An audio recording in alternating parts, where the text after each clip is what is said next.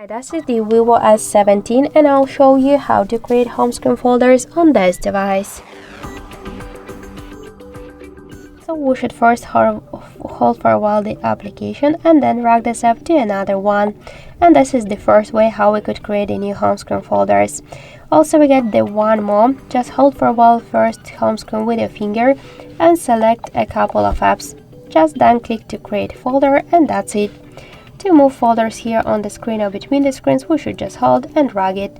To rename the application, click on the name and enter the new one, for example, the apps.